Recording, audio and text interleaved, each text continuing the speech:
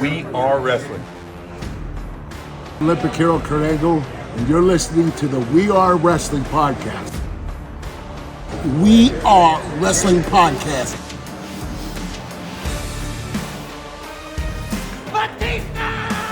Hey everybody, Eric Bischoff here, and you are listening to We Are Wrestling Podcast. You're watching We Are Wrestling.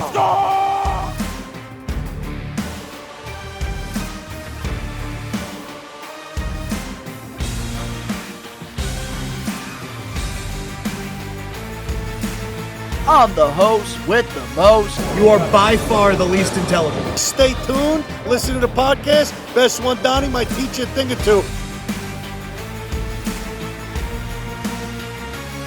What is going on, We Are Wrestling Maniacs Worldwide? Ben here, one half of the We Are Wrestling Podcast.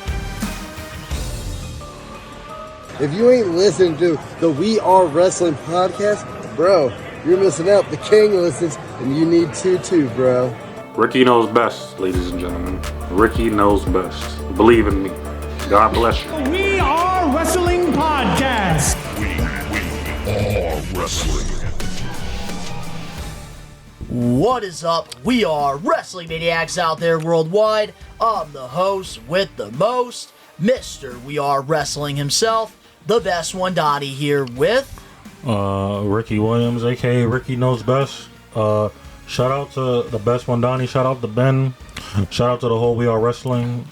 Shout out to everybody. I appreciate them adding me as a member the other day. I'm very blessed to be a part of this channel right now. And I'm hoping I can meet y'all expectation as fans. I'm still training a little bit, but I'm hoping I can meet y'all expectation as fans. And then shout out to everybody, man. Let's get into it. I'm a little nervous right now. This is my first debut episode officially. Let's get it. Yeah, so guys, in case you are hiding under a rock, earlier this week, it was announced that Ricky Knows Best Williams is all We Are Wrestling. He is officially a member on here. We're going to be talking about that a little bit more going into the podcast. But before we dive into all the great topics for this week, if you're not a We Are Wrestling Maniac yet already, and you're listening to this episode, give us a 5-star review. Not just any review, a best one review, and download the episode. But if you're not a We Are Wrestling Maniac yet already, over on the YouTube channel, where you get the best pro wrestling content, and you're not a part of the thousands of subscribers, we recommend you to hit that subscribe button now, turn on the post notifications. Videos be coming out of nowhere like an RKO, and of course you already know, the grind is real. So, before we get into our highlight of the week, I gotta ask you, Ricky, because this week it was announced that you are an official member of the We Are Wrestling team. How do you feel? I was surprised at first, but then I'm shocked. Like I said, I'm blessed, and I'm very happy about this opportunity, and I'm still learning the podcast business. Like I said, little by little, I'm still learning how to do what and how to do it. But this man's been training me little by little every single day since I've officially been aboard. Even before that, he's been giving me notes off camera too, and I'm blessed for that. Like I said, shout out to We Are Wrestling. Shout out to the fans again. Shout out to my parents, my brother, sister, niece, nephews. Shout out to JT. Shout out to everybody, man. Let's get into it. I'm nervous already a little bit again. So I do want to say this, guys. Nothing is going to be changing. So this week and next week, Ben, he is taking some time off to focus on his mental health right now. So Ricky will be a part of the We Are Wrestling podcast for the next couple weeks. But with Ricky being an official member of the team, we have a lot of big plans for We Are Wrestling going into the rest of 2024. And a lot of things that we can't talk about just yet. But Ricky is going to be a big part of the We Are Wrestling team, because we do have lots of wrestling content coming out to the YouTube channel this year that we do want Ricky to be a part of. And Ricky, I know he's mentioned that he's been wanting to be a member of We Are Wrestling for a while, And Ricky put in the work. He busted his ass. He joined us for all the watch-alongs throughout most of the time during the year. Also, we got to see Ricky guest star on a few episodes of the We Are Wrestling podcast. When something would come up, he would show up last minute. And Ricky just has so much knowledge when it comes to professional wrestling that I feel like needs to be showcased. And I feel like, especially with all of our fandoms when it comes to We Are Wrestling, like myself, Ben, you, even old school Phil, I feel like we all bring something different to the table.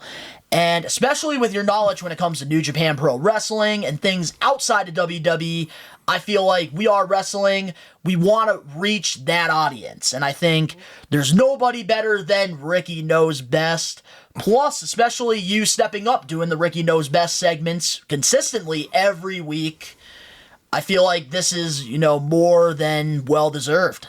You being a part of this. Yeah, and I'm very excited for the future. Yeah, like I said, I'm blessed. And I know I still got to get my feet wet a little bit more, but it'll take day by day, little by little. I'm not going to rush it. And then I'm not going to be slow about it neither, but I want to do it the right way, and I want to make sure I don't make no mistakes. Like, I don't want to stumble up, even though I've done it a few times. But like I said, this man's been training me. Him and Ben have been training me. So I'm going to get it little by little. And that's the thing, too. Like, we're all not perfect here either. Like, we all do make mistakes, especially when this is your first time around. Like, I remember going into We Are Wrestling with Danny and Ben. For the very first time when I was doing this, I wasn't perfect either because as a content creator, I did all different types of videos throughout the years on YouTube, doing my own acting series, doing my competition show, also even doing video game content. I've done it all, and you do have to put in the work. It does take time, and there's going to be moments where like you feel like it's not perfect. You're making mistakes. Nobody can be perfect. And the best way to do it is just put in the work and continue to grow. Mm-hmm. So, Ricky, every week on the podcast, we do this thing, the highlight of the week. So what's got to be your highlight this week in the wrestling world? My highlight? Oh, that's easy. the main event. Jack Perry and the Elite attacking Tony Khan. I'm gonna be honest with you. And this ain't in from a disrespectful route, but I was laughing my behind off. All right, I like that. So we're not going to go into full detail with that because obviously that is our main event topic, but I honestly got a kick out of that too. And I'm very impressed about that whole thing. And oh man, I got to wait until the main event to talk about that. But I like that for a highlight of the week. Mine, I'm going to have to go with Will Ospreay versus Bryan Danielson. I think that match was one of the greatest professional wrestling matches I've ever watched in my life. And here's the big thing that I really enjoyed about that match. And I do want to talk about this because we don't have anything really talking about the match. So might as well, because I know that was a highlight for you as well. Nah, listen. I'm going to say my favorite part was the finish because we all know the history when it comes to Bryan Danielson's neck injuries, and I love that they turned this into an angle because Will Ospreay showed concern when he did the, what was the move called? The Hidden Blade. The Hidden Blade. The Tiger Driver. The Tiger Driver, yes. Pretty much putting that move over as like a dangerous maneuver, and then Bryan Danielson going out, having them stretch him out of the arena, and then just selling that neck injury, and then Will Ospreay showing concern, even after the match and going into the media scrum. I really love the finish to that because it really had the whole arena concerned after such a classic. And AEW, they have lacked storytelling and storylines, and I think Dynasty, they did an incredible job when it comes to storytelling. Yep, and for the people that don't know, that Tiger Driver move Ospreay is doing is actually paying homage to the late great star Musawa. Rest in peace to Musawa. That's literally a tribute. The Tiger Driver 91, 93? 93, I think it was. 93. That's a tribute to Musawa. If people that never watched All Japan Pro Wrestling matches like I've done, that's a tribute to him. And that's the thing, man. I I just love how serious the whole thing got, like, after the match. Because the match was there. They put on a classic. We got all different styles of professional wrestling in there. They were telling the story from the start to the finish. And then just adding the injury angle in there really just added so much more to this. And now, like, we're going to have to wait and see what happens when Bryan Danielson comes back. Is he going to be going full heel? Are we going to get a program with him and Ospreay? What's going to happen? Because I know during the media scrum, Will Ospreay even said the Liger bomb. What was the move again? I keep forgetting the name of it. Tiger Drive? The hidden blade? The Tiger Drive. Tiger Driver. The Tiger Drive 93. He was talking about how he's never going to use that move again because of what happened with Danielson. And I just love, like, the serious side of it. And I feel like if AEW continues to go this sports route like this, where, like, you're telling the stories with the injuries like this is what can make AEW different from WWE. And by saying AEW is going to be better than WWE, absolutely not. We need AEW to focus on their own product. We need them to be a great alternative for other professional wrestlers out there. We want both of these sports to be different.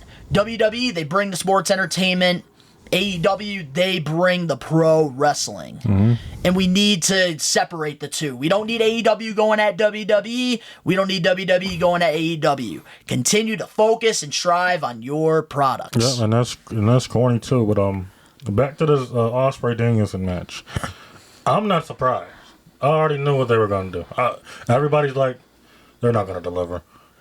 I already knew how that match was going to play. Like I said, depending on Ospreay's opponent, that's going to be match of the night. The high acclaimed, high profile matches, when Ospreay's involved, it's going to be match of the night. There is no way, even Roderick Strong, Ospreay will have match of the night with literally anybody on that freaking roster. AEW Double or Nothing. Yep. He will be going for the international championship after winning a Casino Battle Royal. Yep. Ospreay, he will literally steal the show at anybody in that ring. Like, it don't matter which promotion, he's having match of the night. And I ain't being biased. And I want to say this too, like, AEW has not fumbled this one bit. Every single match that Will Ospreay's had has been incredible. He, in my opinion, right now, when it comes to baby faces in AEW, he is the most over right now, besides Swerve Strickland. I say it's pretty neck and neck there, but Will Ospreay is definitely one of the biggest draws right now, and they just need to continue this momentum, and I'm glad that they're not... I'm glad this isn't like a 3-week push and then that's it. I love that we're getting Will Ospreay consistently on AEW TV and the pay-per-views especially, because now going into these pay-per-views, we know we're going to be getting a 5-star classic for each one that he's in. See, I don't want to see. That's going to be my thing around here. He said it before me, because I don't want y'all to think I'm being biased all the way. If he's saying the 5-star thing, I'm going to start saying Will Ospreay is that guy, and I'm not even like sticking up for Dave Meltzer or anything at all, because he has his own star rating, but you have your own, I have my own, and that's the thing I love about being a pro wrestling fan, is that we all look at it from a different lens when it comes to a professional wrestling match. Some people enjoy the high flying, some people enjoy the strong style. There's other people out there that enjoy the technicians. There's all different forms of wrestling, even storytelling. There's people that enjoy that WWE does. Everybody sees it from a different lens, and that's why, like, when it comes to a 5-star classic, like for me with Will Ospreay, I feel like he brings everything to it. Everything. And then, like, I'm piggybacking off what he just said about the technical or the high flying. Like, everybody's not gonna like a certain style. Like, there are very few wrestling fans around the world that probably like all the styles, but there's like the average fans or the casual fans that don't like it. Like, the casual fans, they like the storylines because they can just jump in a rivalry just like that, but not know the full story. But the wrestling fans, like me, every time I see a classic match on paper that's going to steal that's what I'm about first. I like the stories too, but the matches, I'm looking forward to the matches. I'm just waiting for it. I just want to see some good matches too. Like, I'm not even gonna hold y'all. I want to see some classics. And that's the thing, like, I do want to, like, add as well to what you were saying, Ricky, was For me, I feel like I'm an all-around guy. I love the storytelling, I love the technicians, love the strong style, love the high flying, and I think that's why like I enjoy AEW, I enjoy TNA, I enjoy WWE, and I even enjoy the independent circuit because they all bring something different and something that I can love and appreciate. Yeah, as a pro wrestling fan. Yeah, there's nothing wrong with that, man. And then like you got to know your wrestling knowledge because also. I know this is off topic a little bit. Well, some of these wrestlers that be signing over to AEW, WWE, and y'all don't be knowing them, I'm disappointed in y'all, man. Like, just because somebody comes in and y'all don't know them either, that's not fair. Like, y'all got to do y'all research on why they're here or why they're going to certain companies or something, man. Like, just don't crap on a wrestler just because you don't know him. Do your homework first before you talk trash about a wrestler. You know what I'm saying?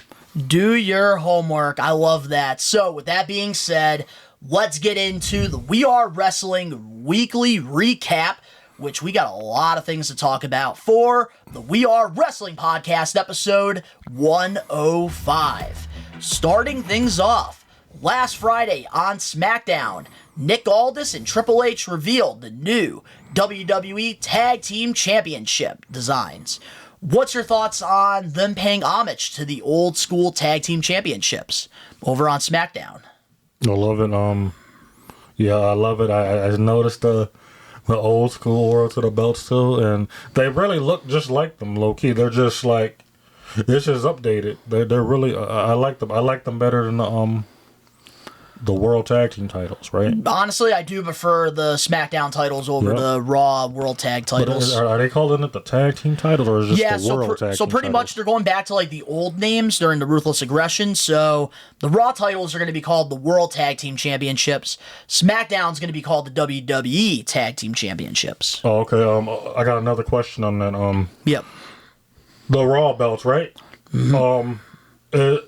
Like, are they starting a new lineage, or is the lineage literally the same? Ooh, that I don't know. I feel like they're probably starting a new one if they're changing the names. I feel like because you remember the old World Tag Team title, like back in the 80s and 90s. Yes. And then the Ruthless Aggression. Then they had the World, and then they had the WWE Tag. Are they like keeping the lineage? Or when it comes to the lineage, man, I really don't know. I don't have an answer. So if somebody does know that and you're watching this or listening to this, let us know in the comment section below because that's a really good question that I was not prepared for. Well, and like I said, back to the tag titles too. I like them better than the SmackDown titles. Tag team wrestling in both shows, it has to be revived now because holding both those titles, not hostage, but like keeping them unified. I've never been a fan of unified championships. I just rather there be a tag team championship on Raw and a tag team. I ain't never liked the idea of them being together because there's a lot of tag teams in the WWE that are not getting their shine, and it's because of these tag team championships being united. They need to stay separated. I'm not a fan of unified tag team matches neither. I can't stand the unified titles because I love when we have two separate brands. And I love that Triple H really cares about that because he knows the difference during that time with SmackDown versus Raw. It was something different. It was something special. Raw, you had the larger-than-life character. SmackDown, you had the best wrestlers over there. And I just loved how it used to be like that. Yep. And I love that we're bringing that back with the GMs and then even having the titles with different identities. Because I feel like, I think that's one thing that Triple H really respects about the professional wrestling business is prestige.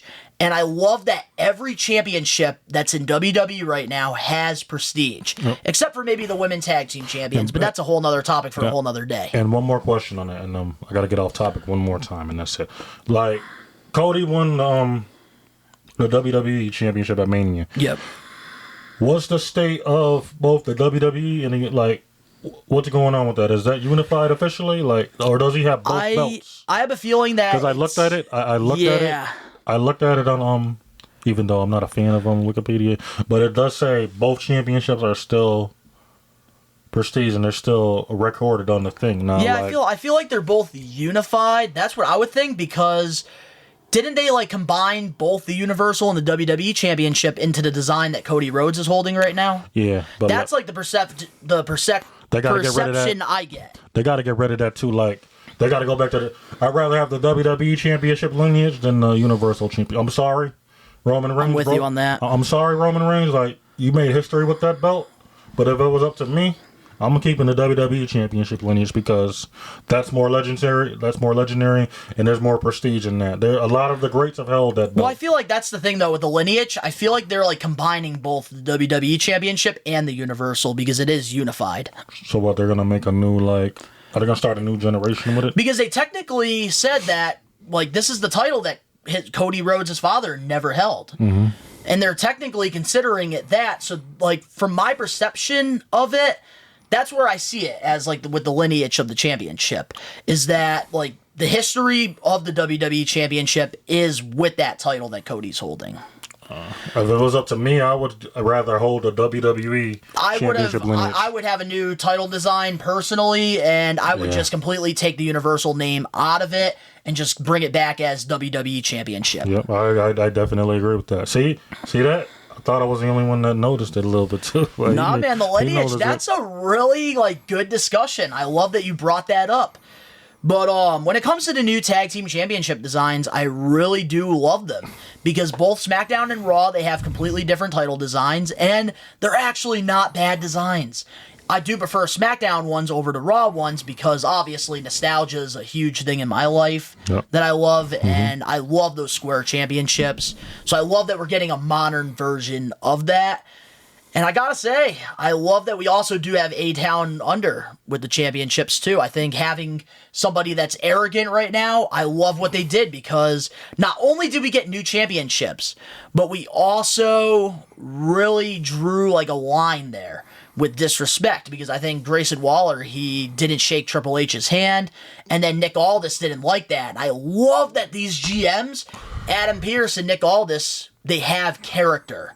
And I love that now Nick Aldis is really going to be putting A-Town Down Under into competition with these tag titles. And that's what I love. We're bringing back the prestige because I felt like during the time that we got the titles unified, there's so many tag teams out there that got lost in the shuffle. So many. During this time. So many. I really think on the Raw brand, Imperium, Kaiser, and Vinci, which I know we're going to be getting into pretty soon, they could have been the champions, and then Gunter with the Intercontinental, that could have really pushed Imperium to the next level. Facts. But instead, they couldn't go for the titles, so what did they do? Have them lose random tag matches, make Vinci look horrible, which I don't like, and I can't wait to get into that later on. But I think overall, man, this is a great move for the tag division, splitting the titles up. Finally, we're going to be getting new tag teams, and more opportunities are going to be open for this division. Yep, like I said, there's too many tag teams out here. Talented, too. Too many talented tag teams out here that need to be noticed. And if you keep these belts notified, it's not going to happen, ladies and gentlemen. I'm sorry how it is, but it's just not going to happen, man. Like, they got DIY. We got the New Day still, even though... we got the Authors of Pain. We got so many tag teams out in this division, and they're not getting noticed. And that's why a lot of these wrestlers don't strive because they're not getting the recognition. But at the same time, you don't know how to book them either because they either get lost in a shuffle or sometimes there's lack of motivation. Because some wrestlers, they be giving up a little easy. They would never admit that, but like if a push is waiting to happen, or if a push is not waiting to happen, that really defines their character too. That really defines how they look at the business too, because they're wasting their time doing this, and they love to do wrestling. But if they're not getting recognized or if they're not getting respected for it, they're not gonna be here. They're not gonna want to be here anymore. There was somebody earlier this week that said something about the latest batches of releases. I don't remember who it was, but I do remember them stating that when it comes to releases, do we really feel bad for them? They could have done more with their run. They could have done this or done that.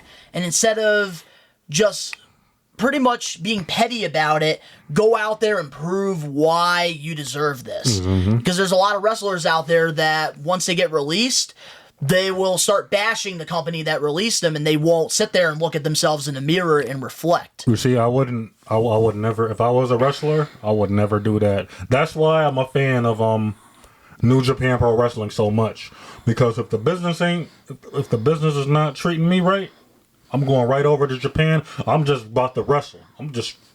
I'm wrestling 10 times a night if I'm going over there wrestling. Because I'll be watching, like I said, I'll be watching New Japan. I'll be watching the G1s, the New Japan Cups, the best of the Super Juniors, the World Tag League. I'll be watching all of these New Japan events on the low. And these guys be wrestling sometimes 5-7 times a week. And I'd rather wrestle instead of trying to push myself, because my work over there would speak volumes for itself. I wouldn't have to talk at all when it comes to my wrestling. Exactly, and I think that's a really different perspective to look at it from. But moving on now to our next weekly recap for this week. This past Sunday on AEW Dynasty, we saw Willow Nightingale win the TBS Championship, and it was announced that she will be having a title defense at Double or Nothing against Mercedes Monet. What's your thoughts on Willow's title win and her next opponent? Okay, congratulations, Willow Nightingale. You my sister. No, I'm playing. Congrats to Willow Nightingale. Like, she really deserves it. Like, she's very underrated and she's very over she's a lot over. I've watched Willow Nightingale play. She is extremely over with the crowds, and that her winning the TBS, she deserved it a lot. Now, let me get into the challenger. And CEO! The host might agree with me, he might not agree with me, but she does not deserve that title shot right now. I do not care. Mercedes Monet, aka, she does not deserve that title shot right now. I'm sorry. She has not put no work in for it. I like the CEO thing, I like the character and everything, but you just can't come into a company just because you're a attraction or a draw, low-key somewhat, and think you can get a title shot without earning it. That's what made me mad when I seen that. Mercedes Monet, you're in the wrong. But she's in the wrong. She doesn't deserve that. So, everybody knows here, if you are a listener of the We Are Wrestling podcast, you're part of the live watch-alongs. Me and my co-host, Uncle Ben, the Load Rager Ben, we're always going back and forth when it comes to Mercedes Monet, Sasha Banks. He's not a big fan of her. She's one of my favorites of all time when it comes to women wrestlers. And here's what I want to say about this. So, when I saw that graphic after Willow Nightingale got her moment, I was not a happy camper. I was not happy about that, because one thing that I always talk about is prestige when it comes to championship titles. And when you're giving somebody that hasn't even wrestled yet for your own promotion a championship opportunity, what is that showing? That's not really showing anything when it comes to I earned this. Because I look back at the TNT Championship for a perfect example here. Because when this championship was brought to AEW, Cody Rhodes is the first champion, and he brought prestige to the championship. And you had to earn your opportunity at it. You had to earn that championship. And with the TBS title, now you're telling people that, oh, you can just show up and then you can just get a championship opportunity. You should have done a number one contenders like you did for the Casino Battle Royal this past Wednesday on Dynamite. Will Ospreay won a Battle Royal. He earned a number one contender title shot at the AEW International Championship against Roderick Strong. That's what they should have done. They should have put her in a number one contenders match, or they brought back the thing called the ranking system that I know everybody tells me, oh, the ranking system doesn't matter. Why do you keep bringing it up? I bring it up because in AEW, they make it a point that the ranking system matters. And where you're ranked is where you earn your championship title shots. And Mercedes Monet, she's 0-0. So what gives her the right to get a championship title shot over girls like Anna Jay? Chris Statlander. Let's see here. And Sky Blue, she's been wrestling a lot lately. Red Velvet. Athena is killing it in Ring of Honor. There's so many talented women that deserve this opportunity. Have Mercedes Monet work her way to the championship. Even Deonna Purrazzo, she had a few matches before she got her women's world title shot against Toni Storm at Revolution, even though I thought it was a little too soon for her to go for the world title. Still, she actually had matches and worked her way up. I get Mercedes Monet is a draw, but at the end of the day, timing is everything. You have to earn your shot. I don't care what happened in New Japan between the two. I know that they had a match. They had a feud. I don't care. You need to earn your title shot, and that, as a fan of Mercedes Monet, really pissed me off. I was about to bring that New Japan thing up, but you beat me to the punch there. You're damn right. I know what happened. No. Mercedes Monet, she got injured during her match against Willow, and so you won it. They called an audible, and they had Willow beat her. Oh, okay, you won it. Then I don't even have to say nothing about that. I was about to say something about that. I am so mad that they're giving her this opportunity. I wish that they had her earn it, because now, like everything that Ben says here on the podcast the last couple of months, saying that she has an ego, she's this, she's that. He's kind of not wrong here when it's all said and done, because Mercedes Monet, she presents herself as this big star, and one of the things Ben said was, watch her get a championship title shot without earning it. And it happened. Yeah, he didn't lie about that. Mercedes Monet, I've been putting you over for the last year, dealing with bullshit with my co-host. And you have the star power to tell Tony Khan, I don't want a title shot right away. I get they want to put some more eyes on AEW, which is probably why they did it, but I don't like it. And here's the thing, when it comes to, because I had somebody in the live stream when I did my last minute live watch along for AEW Dynasty, which shout out to those people that joined the live watch along during that time.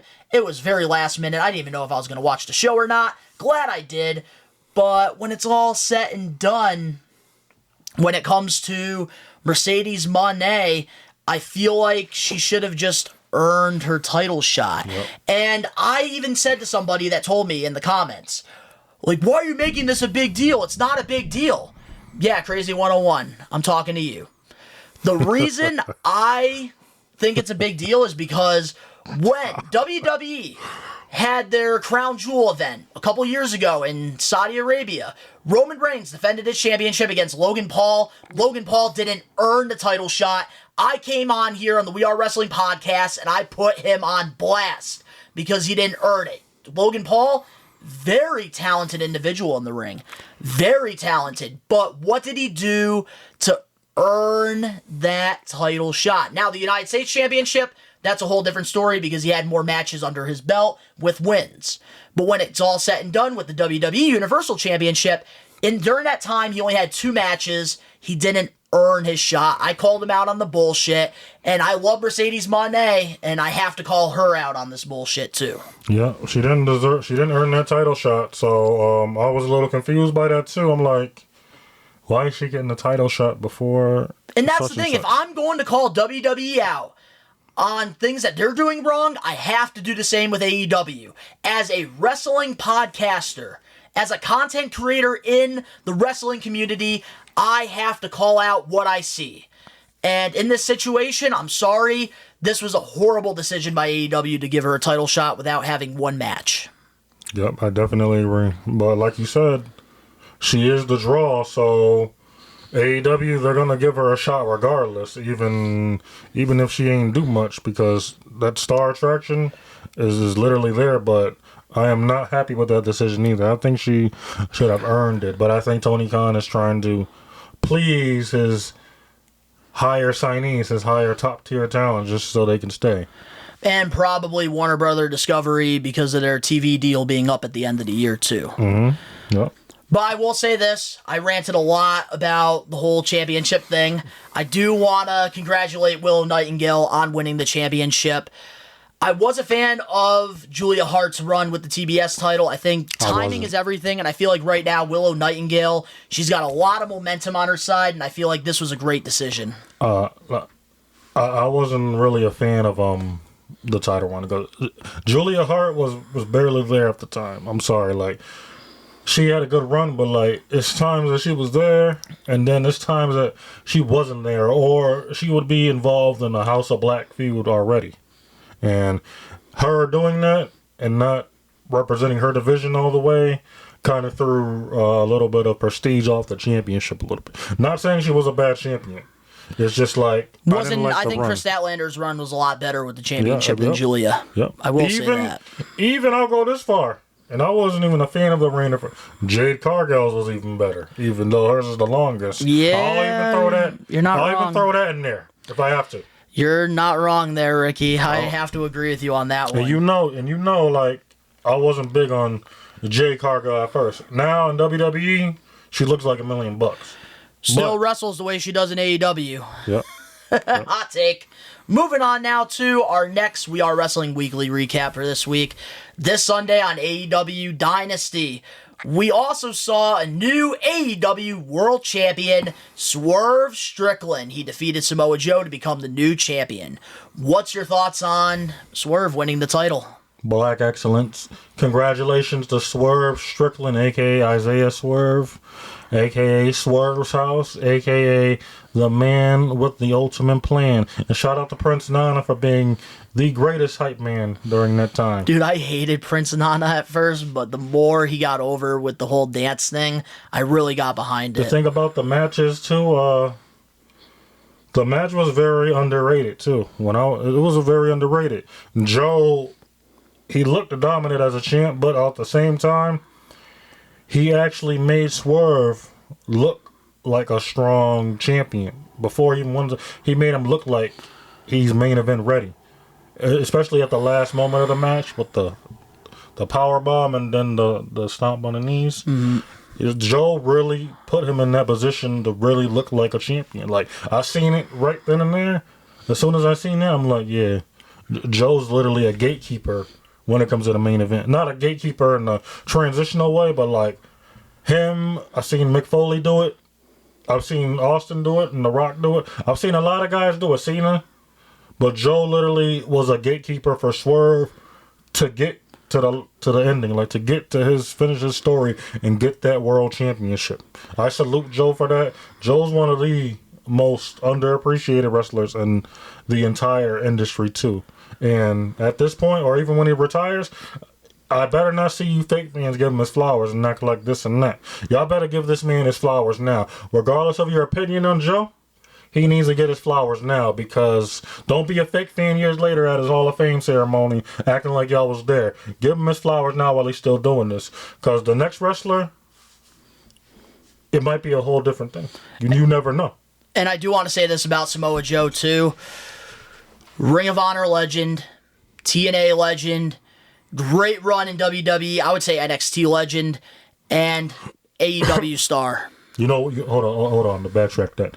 I feel like, and even though AJ's my favorite wrestler, but Joe... He should have won the championship during that time. He should have dethroned AJ around that. Joe was on fire around that time. He was really on fire. Even with the Brock Lesnar feud, Joe was on fire. Oh my God, that was a good feud. I remember that promo. Samoa Joe just going nose to nose with Brock. That was some good shit. And I like the Elimination Chamber. You remember he was telling Randy, I gotta size my things. I want to meet with you, and then he was talking about Mustafa Ali. He says, "Oh yeah, running his mouth, talking shit to all of them." And then he said he put him to sleep, and then he said, "Jeff Hardy, I don't know why you're out here." Jeff said, "Keep talking." Joe was like, "Why don't you treat this like a AA meeting group?" And shut your mouth. During that confrontation, I know what you're talking about. That's my favorite Joe promo in WWE. And then AJ, how's Wendy doing? That was a good one. I remember that promo like in the back of my head. How's Wendy doing? That's my favorite. That's my favorite Joe promo in WWE. That was Joe's always been good on that microphone too. Joe's always been good. Yes. So I do want to say congratulations to Swerve Strickland on being the first black AEW World Champion. I think that for the culture, it was a great move, and I feel like he really earned this opportunity. And I'm not going to lie, going into Dynasty, I thought Hangman was probably going to return and cost him the title. I had my doubts, man, and I'm glad that they decided to give Swerve the championship because everybody felt like it was time. And I think that's why some people didn't get invested in the Samoa Joe AEW World title run, was because everybody knew Swerve was next. That was the one thing that was predictable. But because of the program with Hangman, what they did at AEW Revolution, and then having Hangman get kayfabe suspended, even though I think he's taking time off right now, recovering from like a quick little injury, I think that this was a great decision because now when Hangman comes back, he's going to be gunning for Swerve, and then we're going to be getting we're going to get another classic. My thing is, I got a question for you. Now that Swerve is the champ, who's going to be the first challenger? And what they should have done here on Dynamite this past Wednesday, I will say it. Why did we put him in a random match against Kyle Fletcher? He should have been out there. He should have cut a promo. We should have gotten a celebration because the one thing that Swerve said in the media scrum, said in his interviews, his promos, he's been talking about wanting to be the first black AEW World Champion. And especially reaching a big milestone like that in AEW, it should have been celebrated, not just a random match, in my opinion. No, it should have been... Because that's like saying, like, WrestleMania, Cody Rhodes, he finishes the story, and then on Raw, we throw him in a random match, we don't even have him cut a promo. Mm-hmm. No, but, yeah, Swerve should have cut a promo, and then, Challenger should have came out, at least, We should have gotten maybe a couple people that are in the rankings, and we should have gotten maybe like a sick triple threat match or something going into next week's Dynamite. Winner of that gets a shot at Swerve for the championship, and then by then you can have Hangman return in the summertime. Yep, I would have gave him Takeshita, Hobbs, even Malachi Black. I'll go that far. I'll even reach. Or Adam Cooper. No, not Adam Cooper. Christian Claudio. Cage. He's had a lot of wins under his belt before the whole Adam Copeland loss. Claudio even. I'll give the Claudio, Daniel Garcia. Anybody should have came out and challenged Swerve or made a number one contenders case. I would have took anybody. Let Swerve do his promo, because you know how it is, the champion that wins after a main. Yeah, and then you get a couple people that come out that won on the card. They try to make their case, and then you get a match. That's Wrestling 101. And I felt like they should have done that. Yep. And even though, going into our main event topic, we're going to be talking about the Elite and stuff, I get that right now is the hottest thing that everybody's talking about when it comes to AEW. I understand that, and I'm going to be putting it over in our main event. But we need to not forget about Swerve, and I feel like having him just wrestle a random match and not having him cut an incredible promo that we know he can do, that takes a little bit more away from his championship run right now, and that's not good. First impressions are everything. Yep. It's always the first impression, because if it's not there, the championship reign is not going to be believable. And that's no disrespect to Swerve, but you got to represent yourself as a champion. You got to stand on business first. You got to stand on it and stand on it 1,000. Keep it 1,000. We have 1 month. We need to build this next week. We got to let it slip this week, but next week we need to build up a number one contenders. Facts, yep. Like I said, I don't care. You could put the Hold On Callis family against each other for all I care. As long as we got a number one contender, I am all straight with that. Okay? Okay. Moving on now to our next weekly recap this week. Let's get back into WWE. Monday on Raw. Ludwig Kaiser attacked his tag team partner Giovanni Vinci after losing to the New Day. What's your thoughts on Imperium breaking up? Okay. I'm not happy about this booking decision. I'm just going to put that out there. I see it as Gunther considers through Kaiser that Da Vinci is the weakest link. So Gunther, he didn't say nothing to Ludwig Kaiser, but he gave him the indication. He talking codes like, it's time to make a move and show me something, or you're both gone. So Kaiser had to make his big choice and turn on his partner. I liked it at first because Kaiser, he might get a solo push out of that. I don't think it's going to be a Gunther push, but give him. I think he's going to get a big solo push after that because you can do a lot of things with Kaiser. You can do a lot of things with Kaiser as a singles competitor, in my opinion. I see the potential there when it comes to Kaiser being a singles competitor, but I love the tag team pairing of Vinci and Kaiser. I remember when Vince McMahon at first, he brought up Kaiser with Gunther, and then we had the whole presentation there, but something was missing. And then I remember Clash at the Castle. Triple H made the decision to bring back Giovanni Vinci into Imperium. And that was a huge pop that they got for that moment. And I felt like because of the Unified Tag Team Championships, that's what cost Imperium. Because I think that they could have gone on a long Tag Team Championship run like Gunther did with the Intercontinental Heavyweight Championship. And because the titles are unified, when you're unified, you have to go and focus on one tag team. So that means the Raw champions, sometimes they're going to go into the PLEs and they're going to be feuding with a SmackDown tag team. So then you kind of forget about all these other underrated tag teams. They get lost in the shuffle. Imperium, I think, was probably one of the biggest ones that got lost in the shuffle. And it's unfortunate because I feel like now Vinci, I think from here, like, it's going to be tough to get back. Yeah, like I said, I see the WWE draft happening, which I know by the time this is out, SmackDown draft would already be happening. We're recording this on a Thursday, so we don't know what happened yet. But I could see Vinci going over to NXT, and then they're probably going to try to reinvent him. It's not going to work because what he had with Imperium was good. And then eventually, and I hate to say this because I don't want anybody to lose their job, but Vinci's going to get lost in the shuffle, and he's going to go and get released by WWE. Yeah. And he doesn't deserve that. Nope, not at all. But, like, at the same time, like... Kaiser's the bigger star, I get it. Kaiser, he's got more of a... He's going to go on a solo push. I don't think he's going to win any championships or anything like that, but they're probably going to put him in a few storylines. They're going to put him in a few storylines, because if he's still under Gunther, he's not going to get nowhere neither. He ain't going to get nothing far neither. I'll tell you one thing that I could see happening, potentially. Elio Dragonov taking Vinci's spot in Imperium. According to what I've heard about Ilya, he's expected to get the big push just like Gunther. So don't be surprised when he gets that push. And he's capable of doing that just like Gunther. Like, mind you, he is one of the only 3 guys in the WWE period to beat Gunther so far. The other 2 are Sami Zayn and Braun Breaker. So I gotta ask you this, Ricky.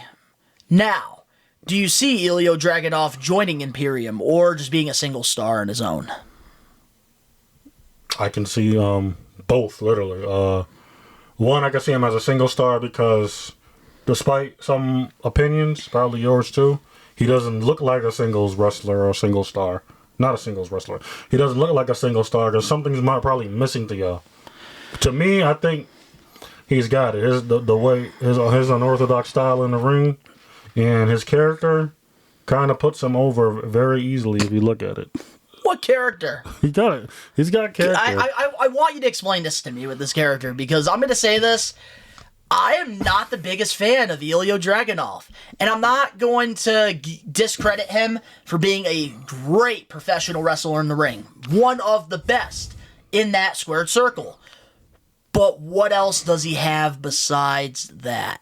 All he does is when he comes out, literally, he's freaking like an orchestrator. That's aura and swag. You might not like the way he does it, but he's got presence. Like, he's got that presence. But but I can see him joining Imperium. It depends. I think that's the only way I can get behind Dragonov. It depends on the angle though, because him and Gunther have history, and their history, they make it look like in the story that they don't like each other, so that might turn into a feud too. But at the end, we might see a shocking turn, depending on the situation, that Ilya probably does join Imperium later on. But it depends on the situation and the story. Hey, if they want to give him a big main roster push, I would have Elio in the King of the Ring tournament, have him and Gunther in the finals. Like I said, according to Fightful, and I don't go with them either, Ilya's expected to get a big push, though. And we're just going to have to wait and see what happens. I'm still not the biggest fan of him, but maybe on the main roster, things can change. It happens all the time. You got the swag and presence. I'm telling you, you're going to get it later. It's going to be like this. Oh, Ricky was right all along. Ricky knows best. So You're gonna be like this. Oh, Ricky, you're right. But we got difference of opinions. I don't see the hype, but we're going to have to wait and see what happens because things can change. Moving on now to our next weekly recap. This past Monday on Raw, WWE had a women's battle royal to determine a new women's world champion. Becky Lynch won her 7th world title. What's your thoughts on WWE giving her the belt since Rhea had to vacate the title due to injury? I'm not a fan of the decision at all. Number one, I'm not a fan of the decision. But if this is all, congrats Becky Lynch though, because I'm not a hater on it either.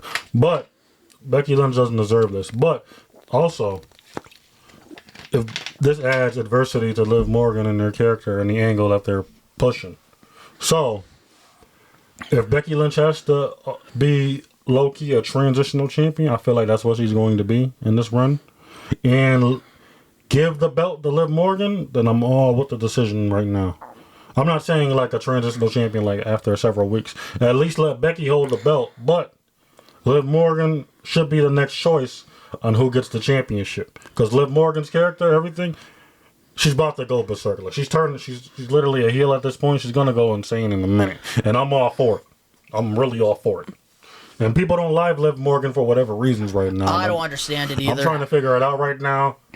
But after this run, y'all might change your minds. I'm going to say this right now.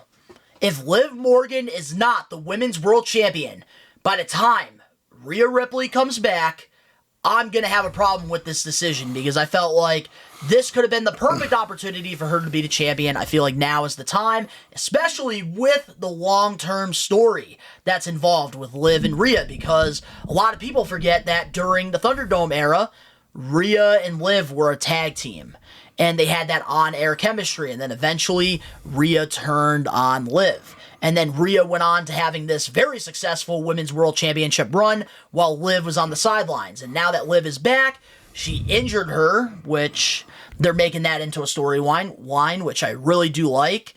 And I felt like this could have been the perfect opportunity to do that. I'm not going to lie, I wasn't happy with Becky winning the championship. I hope that this is a transitional period for her because, I don't know, I'm just not behind it. Yeah, because Becky and Charlotte should have just had her beat Rhea if that was the case. Yeah, but like I said too, if this all goes to Liv Morgan winning that championship, then I'm all for it. If Becky Lynch has to be a transitional champ, then we're all for it, then so be it. Because Liv Morgan is low-key on fire right now in that case, too. Like, she really deserves that championship run. I agree, and I feel like they could have done it here with the Battle Royal. It would have been a perfect opportunity. Or somebody that's not Becky. Somebody that hasn't had the moment yet. I wouldn't have minded Nia Jax winning this. You can add, but that also adds adversity to Liv Morgan's story, too. So now it's even more better. Because just like Cody, when Cody lost to Roman last year, they were adding adversity to the story because he literally never lost. Like, there's adversity in a lot of ways, but Cody literally winning all his matches up to that point, and him losing to Roman, that kind of brought him down to earth, and then that groomed him, got to the next level of what he needed to do after that. So now, Liv Morgan, it's going to be the same way with her. It's just going to be in a different angle. As long as we get adversity, as long as she gets the championship, I'm all for it. As long as she gets it, we're literally all for it. But if they mess this up again, this could be her last chance, really. Yep. And some people, they end up getting in that situation, like with Shinsuke Nakamura. They had the opportunity when they reinvented his character, and they had him put over Seth Rollins, they had him put over Ricochet, they had him put over this guy, that guy, and now he's lost in the shuffle. Shinsuke, go back to New Japan, please. Ricky misses you. But moving on now to our last We Are Wrestling weekly recap. Tuesday on NXT, whoop that, Trick Williams defeated Elio Dragonov to win the NXT World Championship. What's your thoughts on this? Black excellence. Congratulations to Trick Williams, first and foremost. I wasn't too sold on Trick Williams at all. Like, he wasn't even a thought to me somewhat. And that's not disrespect, because I don't want people thinking I'm disrespecting certain wrestlers when I say things the way I say it. But Trick was never really a thought in my mind to win the NXT title. The North American title or something like that, I would have took it. But the title, like the NXT title, that's a big push. And I guess Shawn Michaels and Triple H got a lot of confidence in him and they see him a lot of potential, because depending on certain matches or certain situations, I always see who's going to be a star. Like, I can see 7 years into the future and who's going to be a star. Apparently, Shawn and Triple H, they got the same look that I got. And I got it too, man. And yep, him too. And then I guess they see Trick is going to be big. Like, he's money. He's already money, but this is like the pre-show, like the prototype. Because when he gets to the main roster, I feel like he's going to sky to a rocket, my fault. I'm telling you this right now, and I'm going to say this again. Until We Are Wrestling actually clips what I'm saying here, I'm going to say this. Trick Williams is the next big thing in WWE. And I'm talking the next Roman Reigns, the next John Cena, the next Rock, the next Hulk Hogan. Trick Williams is going to be the face of WWE. I'm telling you this right now. Yes. You going that far? You know what? And here's why. You got it. You know what? Trick Williams, his character is larger than life. And this is how you know he is so over. Everywhere you go, arenas and stuff, everybody's going nuts with the whoop that trick chant. It's going all over the place. Even that one time, I remember Carmelo Hayes. He did something on SmackDown. And then they had Trick Williams show up to help him. Everybody went nuts. And with the main roster, you know the difference, Ricky, between the main roster crowd and the NXT crowd. And the fact that you have the WWE Universe outside of NXT in whatever arena that they're wrestling in right now, doing the whole whoop that trick thing, you know you got something there. And especially with his charisma, he feels like a larger-than-life character. And I feel like he's somebody that you could really build the company around. You really can. He has the swagger. He has the energy. And I really feel like he could be that next big guy. Obviously, there's still little things he has to work on in his career because not everybody is perfect right away. But I felt like the steps that they have him on right now, he is destined for greatness. And I think that he's really going to be either him or Braun Breaker. One of those two is going to be that next star in WWE.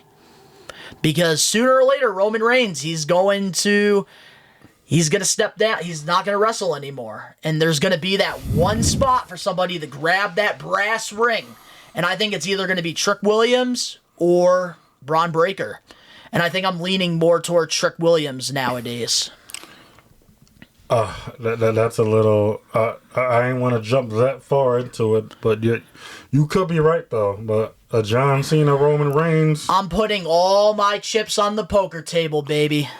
That's a bold statement right there. That's a good one. Because like I said, I've had my predictions too on certain guys that I've told you about. So I'm gonna go with you on this one. But he's got, like Donnie said, he has all the criteria and it's intentional. So we're gonna see in another... When we'll trick it on the main roster. So my thoughts on this, though, I do want to say, I wish that he had this moment at Stand and Deliver. I felt like Elio should have lost the championship to Carmelo Hayes, and the main event of that show, it should have been Melo versus Trick for the NXT Championship. Trick would have gotten that takeover moment. That should have happened in a bigger arena than the Performance Center or wherever the fuck they're doing their freaking show right now. And I think sometimes NXT, they do things a little differently sometimes. I've seen it done plenty of times. Like Carmelo Hayes, I wouldn't have minded seeing him win the title off of Elio, and then him and Trick, they could have wrestled on NXT. I would have been down for that too. Sometimes NXT... They kind of stir the pot. They leave me unpredictable sometimes when I watch NXT. The obvious sometimes when I watch NXT, I be knowing. But think about how much more important that match would have been. with Carmelo versus Trick, especially with the prestigious championship like the NXT title. Yeah, it would have been. Because come on, we got Elio versus Tony D'Angelo for the championship, for crying out loud. Stand and Deliver, going literally, the afternoon before WWE's biggest premier live event, WrestleMania. Tony fucking D'Angelo versus Elio Dragonov for the championship. It should have been Melo versus Trick, two of the biggest stars in NXT going at it on the big stage. But also, like, in Elio's defense, low-key, hold on, I gotta say it like this. I agree with you. Elio's championship run has been stale, so they had to put him on a little bit more. They had to give him some title defenses, in my opinion. And I'm going to say this right now. So, WWE decided to have a conductor that goes versus Tony D'Angelo. I'm going to have my family come to your house and take all your money and pizza. I've already seen that character with FBI, all right? I'm just not invested at all with it. But congratulations to Trick Williams on winning the NXT Championship. I love that moment for him. Love that he's so over. I really hope when he gets to the main roster eventually, Booker T is right with him because we need that hype. We need that hype with it. Booker T's the hype man of the century. Him and Prince Nana are the hype man of the future. Booker T, I think, has solidified that he's going to be in WWE for life because Trick Williams, we need Booker T with him. Yep. We need it. I need a hype man battle between him and Nana one day, though. But, man, honestly, it's going to be very interesting to see where things go. I really do like this move for Trick to get the championship. He's so over right now. It's his time, and I'm glad that he's holding the championship because that means technically with the new draft rules, if you're a champion, you can't leave your brand. So I actually really do like that Trick will not be eligible for the draft because I think another year in NXT would do good for him. And I felt like throughout his career, he's been guided in the right direction because at first he was just a big man with Carmelo Hayes, which I do love the storyline that was involved there with their friendship, and like he wanted to bring this edgier side to Carmelo Hayes, the guy that he knew, he grew up knowing. I love the whole background story behind that. And having him by Melo, it reminded me of like a Shawn Michaels and Diesel, where Trick Williams was learning under Carmelo Hayes' wing. And when the timing is right, he became a big star out of it. And now I think the sky is the limit for Trick, and I can't wait to see what he does with this title. I always had, this is a side note. Next big WWE star will be Trick Williams. I'm calling it right now. I always had a hunch, not a hunch, like, I always thought Carmelo Hayes was going to be the next big thing, but certain things have got my claim back, because now that Trick Williams' popularity went up a little bit, my opinion low-key changed on the matter somewhat. It hasn't changed a lot, but it just changed a difference. I will say this, though. Carmelo Hayes will be a future world champion. Yep, we will. I'm all for that. I am all for that statement. Yep. So, up next, we have the comment of the week, and, of course, the We Are Wrestling weekly news and rumors. We'll be right back with more We Are Wrestling podcast episode 105. Hey everybody, Eric Bischoff here, and you are listening to We Are Wrestling Podcast. Are you looking for wrestling content? Well, We Are Wrestling provides everything pro wrestling. The best one, Donnie, Gins, and the Load Rager Ben, are wrestling marks like you who love this sport. We Are Wrestling has it all when it comes to wrestling content. We have different podcasts, vlogs, reactions, full wrestling matches, live pay-per-view watch-alongs, interviews, predictions, and so much more. Only on We Are Wrestling. What are you waiting for? Subscribe and become a We Are Wrestling Maniac now. We're back. And before we get into our comment of the week, we do want to let all the We Are Wrestling Maniacs know that Friday, May 10th, Blitzkrieg Pro returns to the Pierogi Hall in Enfield, Connecticut for home. And We Are Wrestling will be there. Myself, Ricky, Ben, we're all going to be there having a good time. So if you guys want to come out to Enfield, Connecticut on Friday, May 10th, highly encourage you to. But if you're not in the Western Mass area, highly also recommend you to subscribe to IWTV. You can watch the Blitzkrieg Pro home show live. And We Are Wrestling, we're going to be sponsoring a no disqualification match, AEW star Bronson versus Cruel.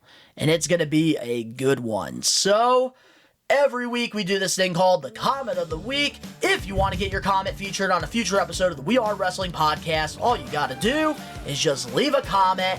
This week, the winner is at James XYZ Media, and he commented this on one of my reactions to the whole Dom and Liv thing that happened this past Monday. He said this, and I quote, "Normally, I don't like love triangle storylines in WWE. I think they are cringe and awful. But Dom and Liv, I think they would be great. Plus, it would make Dom even more hated than he already is, especially with the Liv Morgan superfans." What are your thoughts on that comment of the week?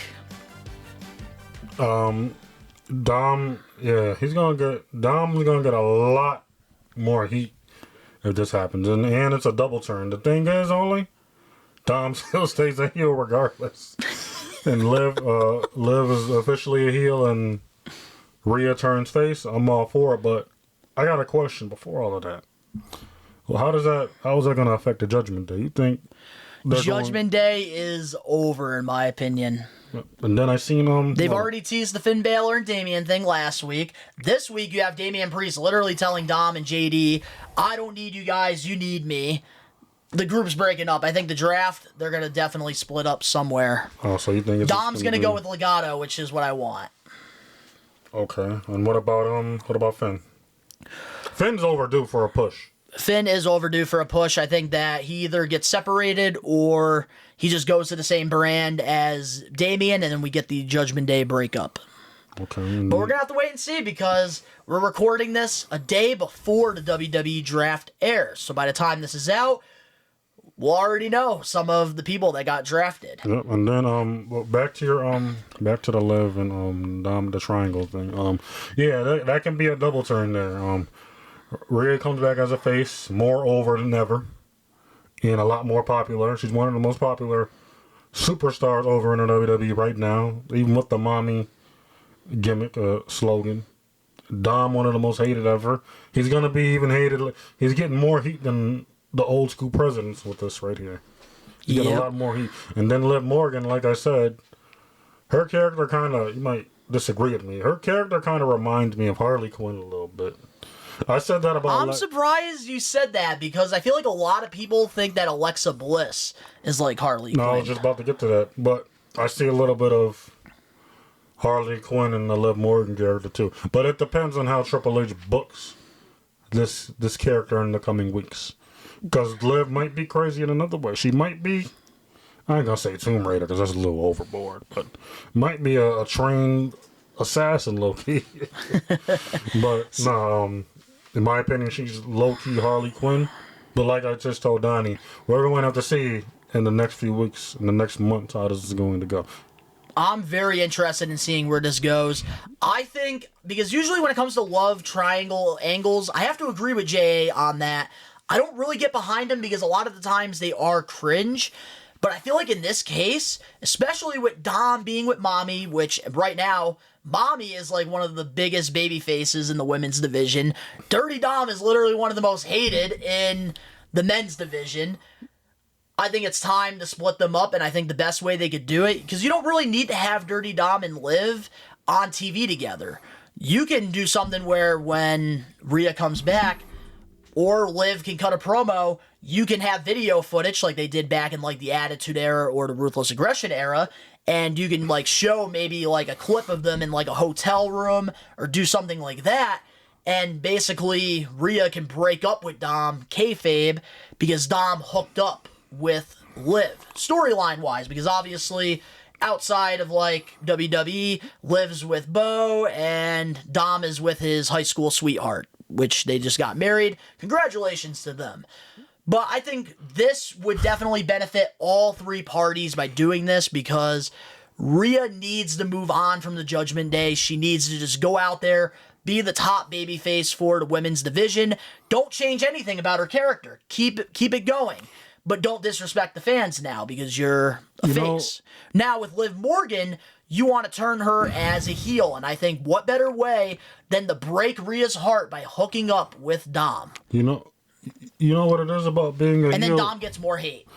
You know what it is about being a heel in the face, too, that I've noticed over the years? It's very hard to be a babyface in this era of professional wrestling. Because as soon as you turn over to a babyface, the fans, they like you, and then they're turning on you at the same time. Being a heel is a lot easier because now, despite all of the heelish or bad things you've done, the fans are still going to get behind you. And then when that turns into a face turn, they're going to turn on you extremely quick all over again. So that's going to force you to reinvent. But that's why I'm saying with like Rhea, it's going to work because she doesn't have to really change anything. She's already so over with the crowd. Except the difference will be she breaks up with Dom, massive pop. Liv Morgan does this to Rhea to break her heart. And that continues the story between them. Dirty Dom gets more heat from this. And I think, honestly, this is the best thing that they can do is do an angle here with Liv and Dom.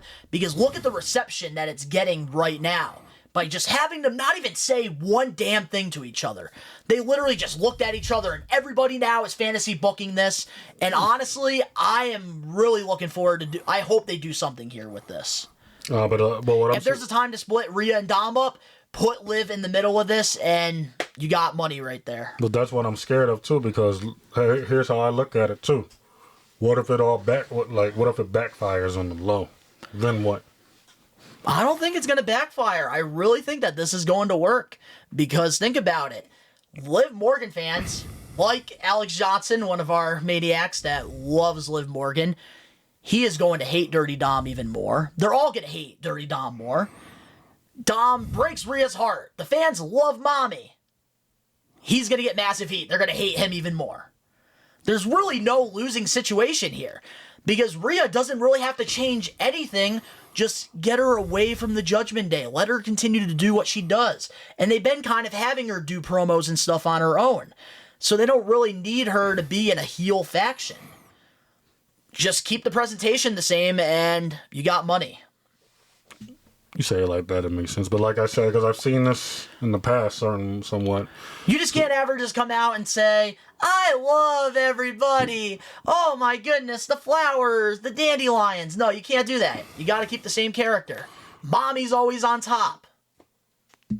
I agree with that. I can't counter that right now, but I agree with that. But like I said, I don't think anybody's turning on Rhea. I think there's way too many WWE fans that are obsessed with her, that love her. There's no way that she's going to be getting heat. I always wanted to have a storyline, but if I was a wrestler, y'all can put me in a storyline with Nia Jax. I'll be straight.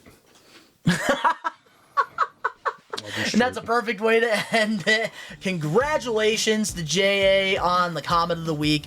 If you want to get your comment featured on a future episode of the We Are Wrestling podcast, if you're listening or watching this, all you got to do is just leave a comment. So now, with that being said, let's get into the We Are Wrestling weekly news and rumors.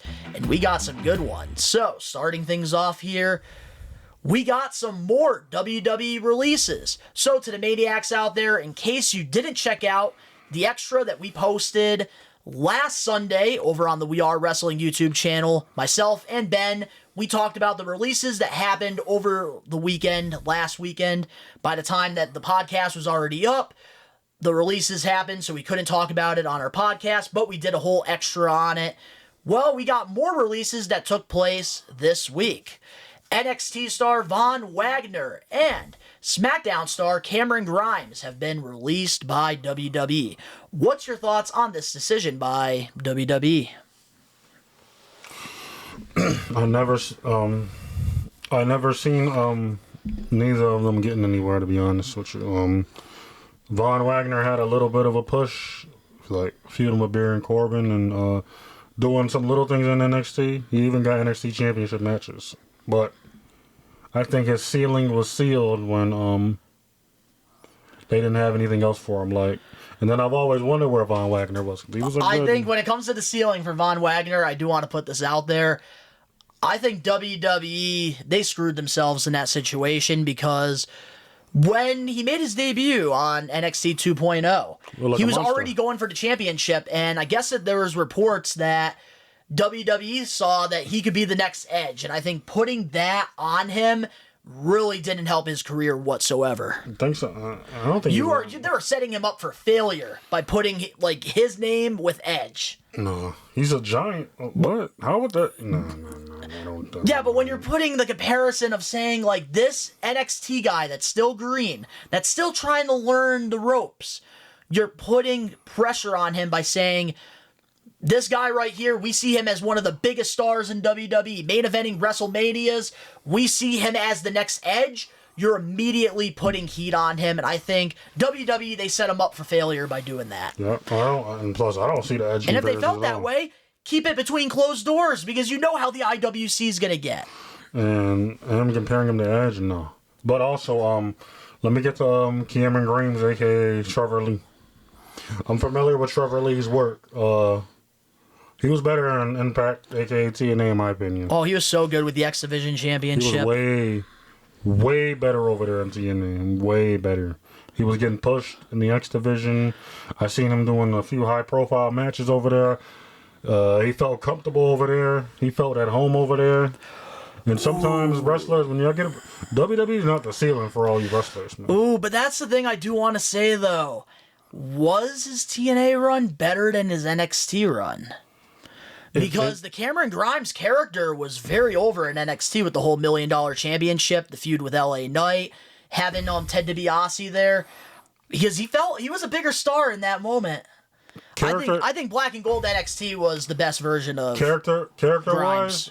Yeah, character-wise, I might agree with you on that. Yeah, but in-ring work, TNA, obviously. In-ring work, TNA, because like I said, every time I seen him wrestle over in TNA, he was arguably having matches. Like, guys like EC3, Moose, just to name a few, James Storm, I think. Just to name a few. He was literally having banger matches over there in TNA before he came over to WWE. And like I say, WWE is not the ceiling all the time, man. Like, and Donnie said, know your worth. Like, y'all don't need to go to WWE. Everybody don't need to go to WWE all the time, man. Like, there's a lot of wrestling out here, man. Y'all just want to go to WWE just to do it? I don't understand that. Like, look, I understand that everybody has that dream of wrestling at WrestleMania. Everybody has that dream because when you grow up, you watch WWE and you look at these larger-than-life characters and you're like, I want to be like him. I remember as a kid, I loved John Cena. I idolized him. I wanted to be just like him. That's why I always grew up with that never-give-up attitude that I still continue to use to this day. There's so many people that dream, they see themselves on that big stage. That's why I feel like for every professional wrestler out there, whether they admit it or not, they want to be a part of WWE at some point because that's the ceiling when it comes to professional wrestling and sports entertainment. But then again, at the same time, you learn that it's not for everybody. And there is alternatives out there like All Elite Wrestling, New Japan Pro Wrestling, TNA, Lucha, AAA. There's so many great wrestling promotions out there. WWE isn't the option for everybody, but I see why a lot of these guys want to go over there and try it because it's a childhood dream. Yeah, that's why. Also back to what you said about the Lucha. That's why I told earlier. I mentioned if I was a wrestler, I'd go to New Japan Pro Wrestling. Man, I am cooking with my takes today. No, I would go to New Japan Pro Wrestling first. I'm like I said, I'm letting my in-ring work do all my talking for me. And there's a lot of people that take that route. Everybody takes different routes when it comes to this. But I will say, Von Wagner, I'm very surprised by this because they did have very high hopes for him. And it did seem like he was improving more and more in the ring. I liked him with Robert Stone. I'm kind of upset now that Robert Stone's going to be a WWE producer for NXT instead of being an on-air character because I thought his manager work had a lot of potential, especially when he was working with, I want to say, Tito Sabratelli and Riddick Moss.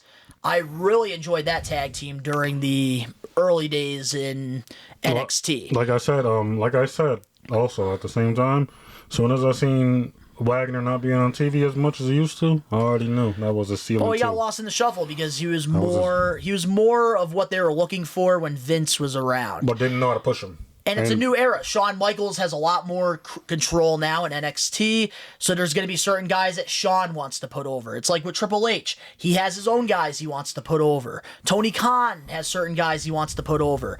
Even Vince McMahon, even though we freaking hate him right now, he had his own guys that he would put over. Yeah. Because everybody, like I was saying earlier, when it comes to all types of professional wrestling, we see it from a different lens, a different point of view. And everybody just has their certain guys that they don't use. And then there's some guys that even go out and they bet on themselves, like Matt Cardona. And I think that, these releases, it's unfortunate, but it's not the end of the road. If you love this, you love professional wrestling, there's always so many different opportunities that you can go out. I will say, Cameron Grimes getting released, man, I was actually kind of sad because NXT looked promising with him. And I believe I said this on the We Are Wrestling Extra with Ben, which you guys can go check out. We talk about all the other releases, Mahal and Veer Mahan as well, even though he never arrived in Monday Night Raw. Jinder Mahal kind of surprised me. But the thing is, I want to say, though, about that is, one point that I made that I feel like is 100% valid is there's a lot of Vince guys still in WWE. And especially going from Vince to Triple H, there's been this transition period. And Cameron Grimes, he got called up to the main roster during that transition period. So they really didn't have anything for him because they probably called him up when Vince was around because they had plans for him. But Triple H taking over creative because obviously what happened, we're not going to talk about that. But with Cameron Grimes, he probably just didn't have the plans that Vince had for him. So he kind of got lost in the shuffle. He was putting people over during the last run of his. And I just think that it's just unfortunate that he got caught in that transition period. Yeah, they fed him the Brown Breaker like it was nothing. Yeah, because there's a lot of people. Even look at the last batches of releases that happened with Mansoor and Mansoor and Mace, because they also got lost in the shuffle. I remember listening to them on, I believe it was Cafe de Rene. They talked about how they were just being they were just during the time Vince had big plans for them. They were going to win the Tag Team Championships. They were going to get this big push, but then when Triple H came along, they kind of just got lost in the shuffle because Triple H didn't have anything for them, which is why they got released. And Mustafa Ali, he was somebody that got lost in that transition period as well. Now look at even him. Though he shouldn't have been released, but hey, he's killing it right now. Now look at him at TNA, dominating. But that's why I think, man, Cameron Grimes, especially being known as Trevor Lee, I think that he's going to have no issues at all once his 90 days is up. I could definitely see him going back to TNA in the X Division. So many great matches that can happen. And TNA right now, man, they are signing people, and they are really picking up a lot of momentum over there. So I could definitely see Grimes going over there. And especially as Trevor Lee with probably more personality now. No, I'm playing around. But I do wish these two nothing but the absolute best because it does suck at the end of the day losing your job. But just know there is so many more opportunities out there. There's a whole world to explore. Like I said, WWE ain't y'all ceiling. I need to take that into consideration. Exactly. But moving on now to our next weekly news and rumors. Finn Balor has re-signed with WWE. Over on his social media page, Balor posted this. I would like to take this moment to say thank you to WWE for 10 incredible years. And after much thought and consideration, I have decided that now is the right time to say I ain't going nowhere. So, Ricky, I know you and we talked about it last week, how we want Finn Balor to leave WWE. What's your thoughts on him re-signing? Finn Balor resigning indicates two things to me. One, they're about to give him a big push, and two, it's just money. Like, that's just the only two ways I see it. Because I was really getting hyped for a Prince Devitt return. New Japan or AEW need that right now. I wanted him to go to AEW and New Japan so bad. I'm not even going to lie to you. Only thing is right now, like I just said, like they must offer him more money, and he's probably going to be the next world champ. I think so, and it makes sense, especially them teasing the breakup with Finn and Damian. We know Triple H in Black and Gold NXT had high plans for Finn to be a big star. He was supposed to be a big star. He got picked very early in the WWE draft when they decided to bring that back. He won the Universal Championship against Seth Rollins. First Universal Champion. First ever. But unfortunately, he got injured, and after that, he kind of got lost in the shuffle. And now that Triple H is back in control, I can see Finn Balor being a big star. And obviously, you know who the Triple H guys are just by looking at the roster page. And man, Finn Balor, he knows that there's big plans for him. He's probably going to be a main event star, hopefully again. And I really hope that this time around they really just let him breathe, let him go out and become a big star. Or how about this? It's really simple. Have Finn Balor win Money in the Bank. Have him win Money in the Bank, or going into SummerSlam, have Damian Priest versus Finn Balor and have Balor win the title.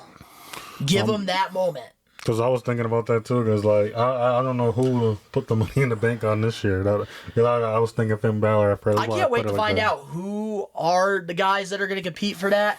Because that's when I feel like we're really going to get the clear picture, and it's going to be fun to fantasize that. I hope it's Finn Balor. Either way, SummerSlam or Money in the Bank, Finn should be champion by then.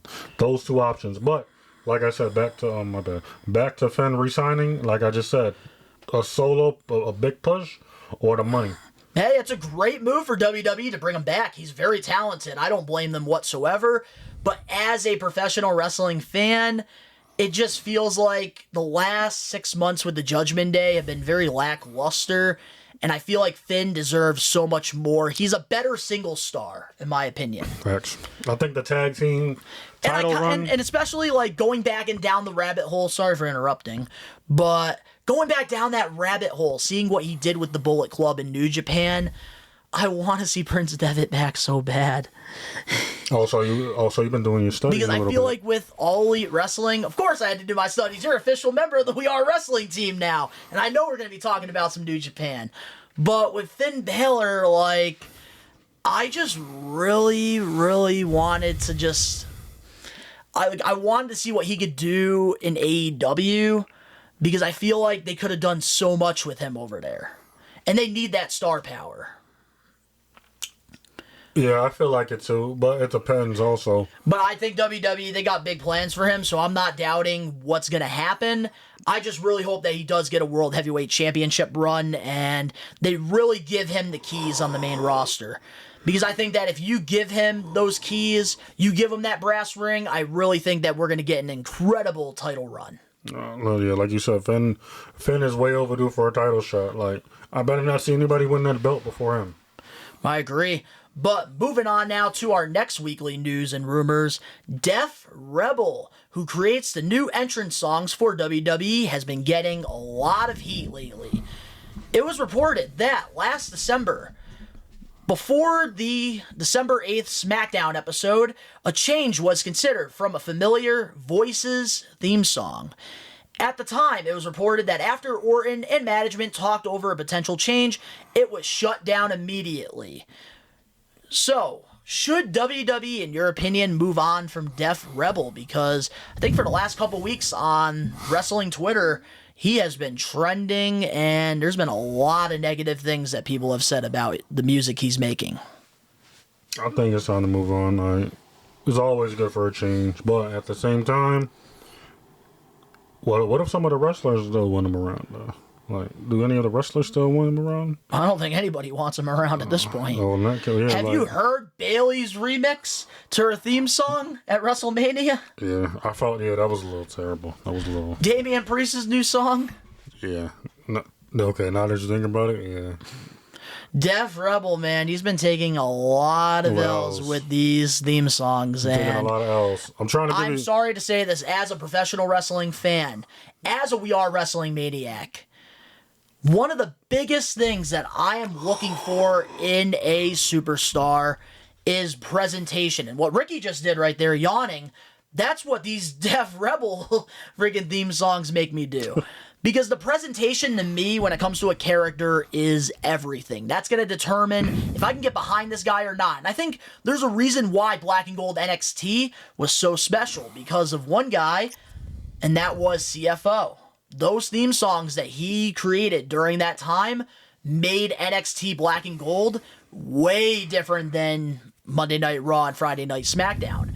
Like, look at the presentation of Shinsuke Nakamura during Black and Gold NXT. Look at Aleister Black, Ricochet, like Finn Balor, the Demon Balor. Like, they're just on a whole nother level, and that's what draws a maniac to this sport that we talk about, that people love, is the presentations, is the characters, and the entrance is everything. And Def Rebel, I don't even think he's really had any good theme songs throughout his time that have really been larger than life. No, I can't recall one either, though. I'm sorry. I'm sorry, sir. I don't recall one either. I think that WWE, I know a lot of people say they need to bring back Jim Johnson. I think that we just need to get a mix of different artists out there. One thing I love about All Elite Wrestling is that with the theme songs, they don't all the time go by their AEW music producers. Like John Boxley, he gets to come out to Wild Thing. I love that. Orange Cassidy, I don't like the new one he comes out to. I liked his old one, the what the hell is it called? In My Mind by Pixels. I like Moxley's New Japan theme better. But there's like something to that. Like when Bryan Danielson comes out the Final Countdown. Like, I wish WWE would do more things with bigger artists out there, because even during this time, especially with WrestleMania 40, we saw a lot of freaking people holding that celebrity championship. Lil Wayne, we saw Meek Mill, so many talented artists out there that you could work with to make theme songs. I wouldn't mind seeing Jim Johnson do a couple collaborations. Let's get CFO back in there. Just, why do we need one music composer? I want to keep it probably... Like, come on, how original is a fucking remix?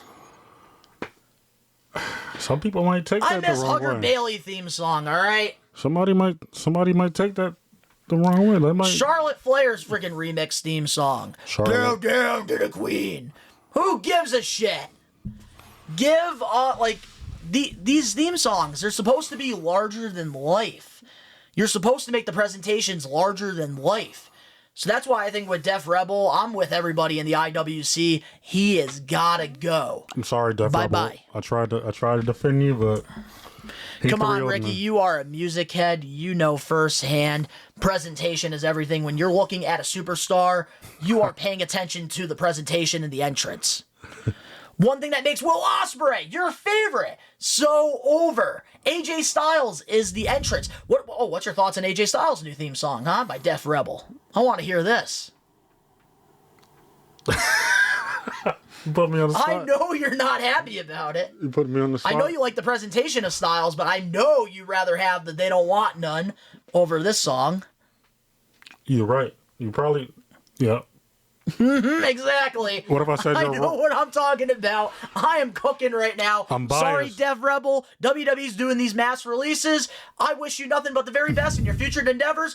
Friggin' collect your $200 around that Monopoly board and go somewhere else. I'm AJ biased, so I tried to be as neutral with that answer as ever. But up next, we have a poll that we got to talk about, and of course, the main event topic. We'll be right back with more We Are Wrestling Podcast episode 105. Hey, what's up, players? WWE Hall of Famer Teddy Long, and you are listening to the We Are Wrestling Podcast. And if you don't listen to it, then it's one-on-one with The Undertaker. Collecting has always had a special place in my heart, going all the way back to when I was a kid. I remember my parents taking me to Toys R Us and waking up on Christmas morning to a bunch of new action figures. I had bins filled with thousands of rare WWE, WCW, ECW, and TNA figures through the years until, unfortunately, I ended up selling my whole childhood without knowing the true value of my collection. 2 years after I made that horrible decision, the pandemic hit, and and I realized there was a part of me that felt missing, and that was collecting. My whole life, I've loved collecting wrestling figures, wrestling memorabilia, classic video games, Nickelodeon stuff, sneakers, Funko Pops, and even Angry Birds. As time went by, I decided I wanted to get back into collecting, except this time, document it and rebuild my collection over on Best One Donnie. So, if you want to go back into time and relive my nostalgic memories, subscribe now. We're back, and before we get into our main event topic, the Getting Put Over segment will be returning next week. But we do have to talk about this poll that we posted on We Are Wrestling, because Ben and I, we went back and forth during the We Are Wrestling Extra about the WWE releases, in particular, the modern-day Maharaja, Jinder Mahal. And We Are Wrestling posted this community poll, which got over 133 votes, so we do appreciate all you guys doing this, and I think we're going to start doing this more often for the podcast. The question was, do you think Jinder Mahal is a draw / got over in his run from 2017 to 2024? Please answer and explain your reasoning. So, the two options were, Mahal was never over with the crowd, or Mahal was over, WWE struggled to book him properly, and the results are in. So, 85% of you guys thought Mahal was never over with the crowd. And 15% of you thought that he was over, WWE struggled to book him properly. So, Ricky, I gotta ask you, what's your thoughts on that? I mean, it depends on how you're looking at it, but my opinion, he was never over at all. Like, you're just like Ben. Come on. Let me explain that. Hold on. I want you to explain this to me, please. He was never over because I don't think he was never like that type of caliber to be over like that. I always felt Mahal was a mid-carder at best, and that's not saying a bad thing. Him winning the WWE Championship shocked the heck out of me. That's probably one of my top 10 most shocking things. But remind you, he held that championship for 6 months. I just that whole reign, I just felt like it was weak. I'm sorry, it wasn't bad, but it was just weak. Like Shinsuke, Randy Orton putting them over, and then nothing was really happening. The only good thing out of that, though, hold on, is him electing to fight Brock Lesnar, but even though he never did, so WWE kind of kicked that too. Like, that could have been a good match, him and Lesnar. Yeah, but then I think they gave it to AJ Styles, so then it was Styles versus Lesnar, which I understand at the time. Like, I loved his run with the WWE Championship, but at the time, going into Survivor Series, having title versus title, I understood that Mahal, it should have been AJ Styles versus Lesnar because that's a bigger name going against Brock, and at the time, Brock was at an all-time high. But with Mahal, here's the thing that I keep trying to explain to the Maniacs, and you guys on the We Are Wrestling team. Mahal was over with the crowd, and I think the best example is what happened in the beginning of 2024, when everybody was expecting The Rock to show up. A former WWE champion is going to show up on the first episode of Day 1. Mahal's music hits. Everybody is giving this dude heat during this time. And he wasn't somebody that was going into the crowd and there was like silence. People actually would boo the shit out of him. He was a legitimate heel, which we don't get in today's wrestling in 2024. Even in 2017, we weren't getting it as much. He was a legitimate heel. People hated him. But you can't deny how talented he is in the ring. And especially during the time with Seth friggin' Rollins for the World Heavyweight Championship. He was trending on Twitter because of a comment that Tony Khan made, I believe. Or was it? Yeah, it was a Tony Khan. He made like a comment about Mahal. But then everybody came to Mahal's defense. And then basically what happened was we got the famous tweet. Who the fuck is Hook? And basically, we had a little back and forth thing going on. He was trending for 3 weeks in WWE, and he was over. He was trending for literally 3 weeks. And if you do look at the viewership of Monday Night Raw during that time where Mahal went against Seth Rollins, ratings increased. There were people that were actually interested in Mahal going for the championship against Rollins. I thought he was gonna. I'm not gonna lie to. Hold on, let me get to that. Let me get to that match because I thought Mahal really was going. Yo, I was about to go to bed after that happened. I'm like, I was up watching that matchup like this because interference was happening. Like the match and the story of the match, like you see every little aspect. People were interfering. I'm like this. As soon as he got that 1, 2, 3 on, I mean that 2 count and stuff, I was like this. I was sweating like this. I'm like, I wanted it to happen so bad. I was gonna be like this. I was about to call you after that match. I'm like, do you see this shit? I'm like, do you see this on TV? But that's the thing I'm trying to make the point here, because after Rollins, after pretty much increasing viewership on Monday Night Raw, having a really good start to the year, they immediately pretty much stopped his push. Like, I don't even think he really entered a Rumble. He didn't really do anything. They put him on the sidelines after picking up so much momentum. And how is that his fault? That's the part I don't understand here, but Ben and I, we already got into it, and I understand where you guys are coming from, and I'm just over it all. You maniacs don't know what the hell you're talking about here. Friggin' 85% of you friggin' think that he wasn't over with the crowd. That is friggin' crazy. I bet you wish you were a WWE champion like the modern-day Maharaja Jinder Mahal. I am so mad about this. I am so mad. And I can't wait until Mahal's 90 days is up and he goes out to the Indies and he kills it. Because I know that he is going to get signed to AEW or TNA and he is going to go on a historic run. I'm telling you, don't hinder Jinder. I'd rather see him in TNA if I'm being frank. But with that being said, now let's get into the main event topic for the We Are Wrestling Podcast episode 105. Jack Perry returns to AEW. At AEW Dynasty, we saw the Elite defeat FTR in a ladder match to win the AEW Tag Team Championships with the help of Jack Perry. And then this past Wednesday on Dynamite, we saw him show up and attack Tony Khan. What's your thoughts on Jungle Boy's return to AEW? First off, okay, let me get to this first because I got to get to it. Because I told you earlier, when Tony Khan got beat up, I was laughing.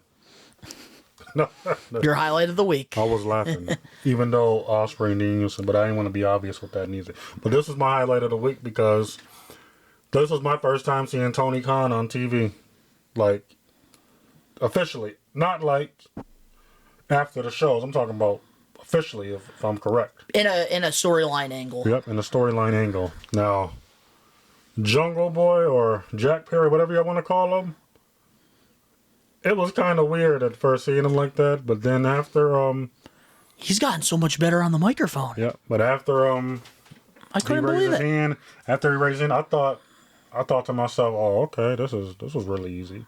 But then I knew he was going to do something. But I didn't know he was going to deck Tony Khan with the microphone. I was laughing after that. I couldn't even stop laughing. And then the Young Bucks come out, hit the Melzer driver. That's what they call it? Yeah. Straight up hit the Melzer driver. And then we got a lot of scenarios there, ladies and gentlemen. Tony Khan's dad made the TV appearance, too. Yep. He's looking at his son like, I'm spending all my money on this. So with the NFL draft, because right now it's about to be on in like a half hour, do you think Tony Khan is going to wear a neck brace? Kayfabe? Yeah. I think he's going to wear a neck brace. But like I said, at the same time, this creates a lot of angles because like a lot of guys respect, obviously, it's your boss. A lot of guys respect Tony Khan in the back. And this can turn into a whole lot of storylines. Kenny Omega might even get involved in this, low-key. Now that he's out of the Elite and Okada's in. But like I said, I told Donnie earlier, I don't want Okada and Omega touching each other until both are 100%. I don't even want them engaging. No engaging. Story-wise, I wouldn't mind it because there's history there. But in that ring, I need both of these guys at 100%. Their last match was a classic. And I know the next one's not going to match up to that one. Because a lot of people consider that the greatest match ever. Like Okada and Omega and Dominion, an hour and 30-minute match. 2 out of 3 falls for the IWGP heavyweight. That's a collapse. Go watch that match if y'all haven't. But like I said though, I don't want both of these guys doing anything until Omega has to confirm to me next week he's 100%. If I don't hear that 100%, I'm turning the TV off. I'm not stopping the microwave, and I'm going to bed getting ready for work. I respect that. So, getting back into Jack Perry now, I want to share. I got out of topic a little bit. I'm so excited. I'm so excited for this feud, but I don't want it happening without them being 100%. I got out of topic so quickly that I don't want this feud getting messed with until they're both 100%. That's it. They need to be 100%. Ricky knows best. So with Jack Perry, here's what I got to say. I'm off topic and stuff. I thought AEW showing the all-out footage that happened with CM Punk and Jack Perry was going to ruin this kid's career. And he was, for the last 8 months, the most hated individual in the pro wrestling community. Hold on, can I ask something to that real quick before you finish that? Yes. At the same time, when I look at the footage too, Punk did hit him first. But there's an old saying, like, you don't know what happened. Jack Perry could have said something to him too to make him go off. Oh, he definitely did. So you can't blame Punk. Punk probably reacted. Hey, I've said it multiple times. Jack Perry was the instigator in that fight. He caused it by going into business for himself. You just can't hear what he said because it's no audio footage. No, but I'm talking about the match with Hook when he smacked the glass. This is real glass. Cry me a river. He did say that to the camera. And that's what caused the whole issue here. Yep. But as I was saying, Jack Perry, I really thought he was going to be one of the most hated individuals. Like, for the rest of his career, he was fucked. But it's crazy to me that I'm going to say this, but was it really a bad thing to show this all-in footage? Because I think out of everybody that's involved here, with the Elite, Kenny, Punk, Perry just became a star out of it. And I can't believe I'm saying that because I came up with the Jungle Bitch nickname. I've been saying it for months. He went out and really, even though he went into business for himself, I've always said it. Like, you have to have an ego in this business to get over. You have to. There's a reason why Shawn Michaels is one of the greatest of all time. Bret Hart, John Cena, there's a lot of backstage politics that people talk about to this day that happened when he was the big star. You have to go into business for yourself to be a big star. Even MJF had to. He had to walk away from AEW. Jack Perry just did that. And it just proves my point when I was saying that, where if you want to become a star, you have to go into business for yourself. You have to make selfish decisions. And Jack Perry doing that, he just turned himself into a star. Because I remember when he turned heel and did the whole Hollywood Jack Perry thing. Nothing was clicking. It was just very off. Everything about it was just off. And then he goes to New Japan Pro Wrestling, shows up in a disguise with the mask, and then he has the AEW contract, rips it up, has the nickname, the Scapegoat, that everybody is enjoying right now. And then you have him show up in an angle with FTR versus Young Bucks. Joins the House of Torture, by the way. And you have him screw FTR from the titles, throwing them off the ladder, and then you have security keeping kayfabe alive that he's still banned in AEW, and then you reveal him, and then he gets that massive pop. That is a big thing I wasn't expecting, Ricky, was the massive reception that he got on both Dynamite and the pay-per-view. I really was not expecting that, and he is now a legitimate star. Whether you hate him or you like him, he is a star now, and he has everybody in the wrestling community talking about him. And guess what? When you're having people talk about you, you're making money because you're creating buzz. And I think AEW, what they did on Dynamite this past Wednesday was fucking brilliant. This is what I have been waiting for as a day one AEW fan, is for good storytelling. storylines. And we're finally getting it with this whole Elite thing. And I even called it from the beginning when they debuted this EVP character, Matthew and Nicholas Jackson. Did I not say that, Ricky? That this has potential? Yeah, he said it. I'm not holding him against it. He said it. He's being frank about it. It had potential. You added Okada in there. Perfect fit. Now you're bringing in Jack Perry, which at the time, because pretty much what they're doing now is they're turning a real-life situation into a storyline angle. Yes, it's unfortunate that CM Punk, the one that caused all these issues, isn't a part of this, but they're making this work with Jack Perry. And you have people talking, and guess what? Controversy makes money. And I guarantee you ratings pretty soon are going to go up in AEW. I really think so. If they continue going down this route where we're focusing on storytelling, storylines, this could really help AEW out. And I think having Jack Perry join the Elite, man, he turned himself into a star. And I'm impressed. I'm very impressed. Because I've seen potential with Jungle Boy all these years. And now it's all going to pay off. And I think maybe it was one of the best decisions of Jack Perry's career to go into business for himself and do that. Because he turned himself into a star. People are talking about him. I think his presentation is 10 times better than it was when he was doing the whole Hollywood Jack Perry thing. People are invested. That's why he's getting the reactions he's getting. That's why he has people talking about him, trending worldwide on Twitter. People are invested with this whole Elite thing. And I think with Kenny Omega getting back into the fold and now writing Tony Khan off of TV, I think a lot of people are forgetting that. Tony Khan, they wrote him off of TV, so now we might not see Tony Khan as much anymore, which could be a great thing. When you see him, I know. And now we're getting, this reminds me, like I'm not saying putting this in the same category. Obviously, NWO did it better, but this reminds me of an invasion angle, what they're doing here. And I think that they really have something cooking here, and I think if they could just continue to just keep it going, keep the momentum going, we really have something special here. And guys, I'm gonna be buying a Scapegoat shirt from Jack Perry. I didn't see this push going because he literally just said everything. Give this man the championship. I already want him to win the TNT title. I want him to maybe even win the AEW World title eventually. I see potential. I can't believe it. So I got a question. Hold on. I was wrong about the whole all-in footage, and I will say it. So does your opinion on the 4 pillars change? Who's the weakest link now? Ooh. This is why this is a good main event topic. So the 4 pillars are, we have Darby Allin, Sammy Guevara, MJF, and Jack Perry.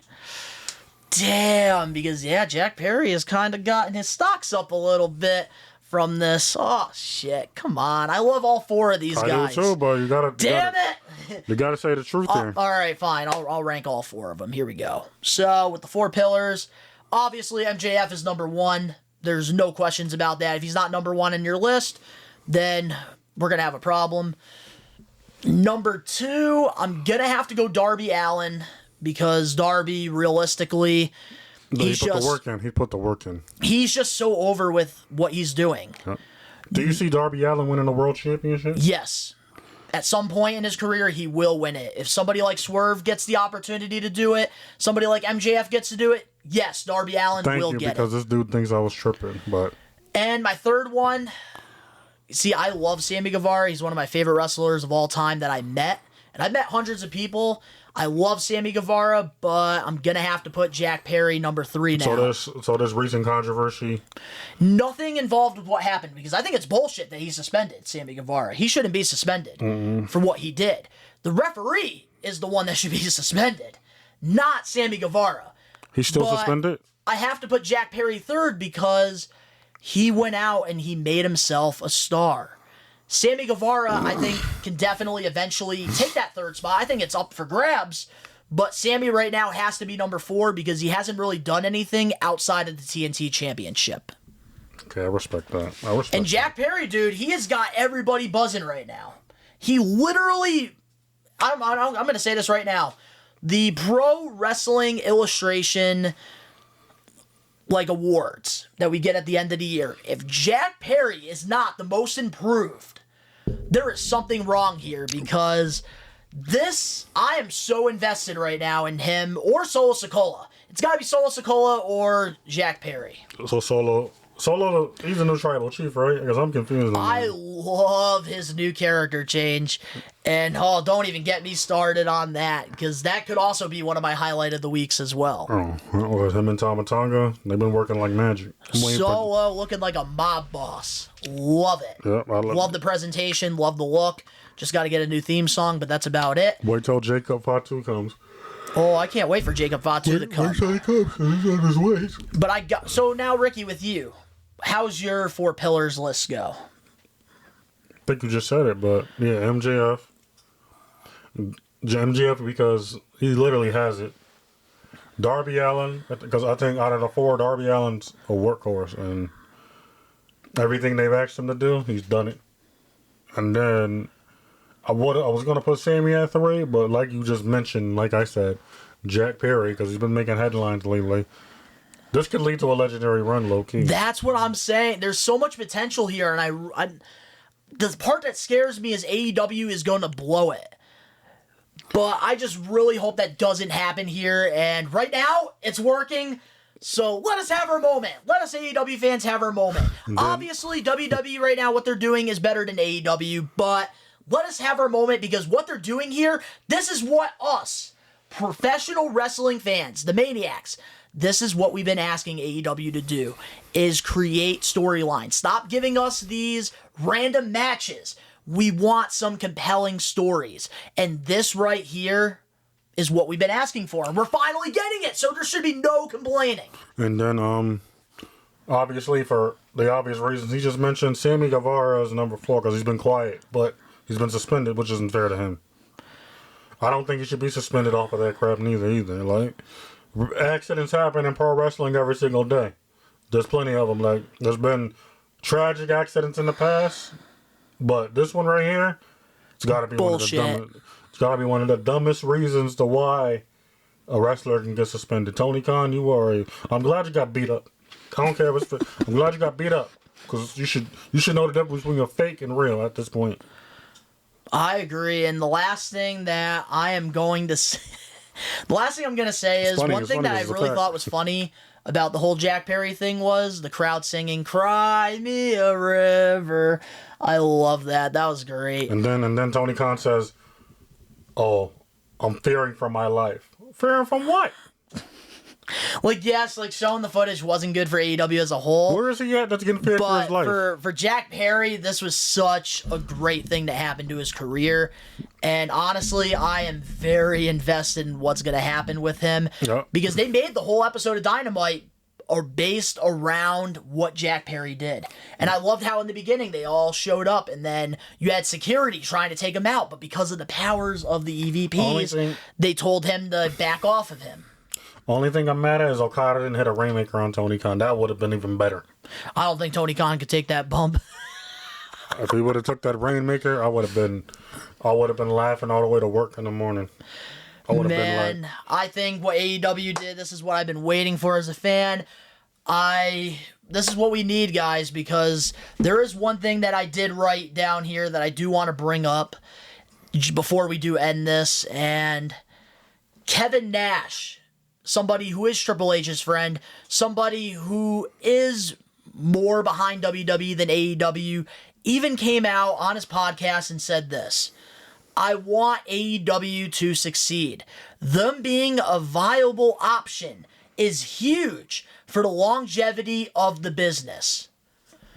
Even Kevin Nash knows that, and at the end of the day, we need AEW to succeed, because this gives other professional wrestlers other options. Let's say something's not going right in WWE.